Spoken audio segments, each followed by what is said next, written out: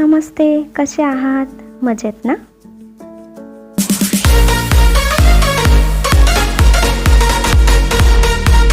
आजची बोधकथा अति उत्साहाचे फळ. एका घनदाट अरण्यात एक सुंदर असा तलाव होता. या तलावाच्या काठी एक वृद्ध कासव राहायचे. त्याचे नाव होते कासवानंद.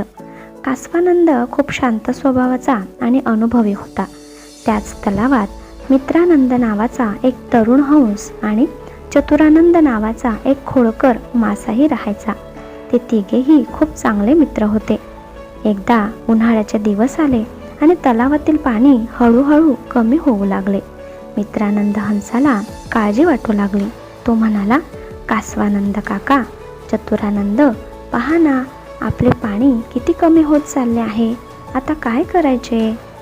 कासवानंदाने ऐकले आणि शांतपणे उत्तर दिले, काळजी करू नका मित्रांनो, मी खूप उन्हाळे पाहिले आहेत. असे होते कधी कधी, पण आपल्याला आता दुसऱ्या सुरक्षित पाण्याच्या ठिकाणी जावे लागेल.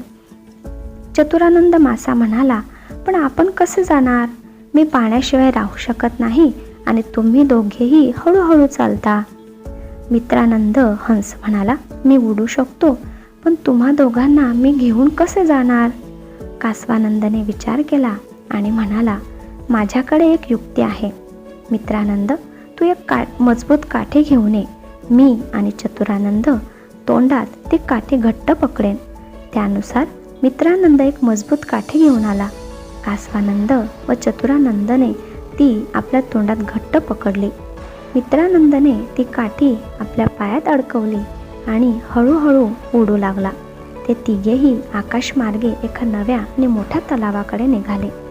वाटेत काही लोक त्यांना उडताना पाहून आश्चर्यचकित झाले. ते आपापसात कुजबुजू लागले, अहो पहा, कासव आणि मासा हंसाबरोबर उडत आहेत.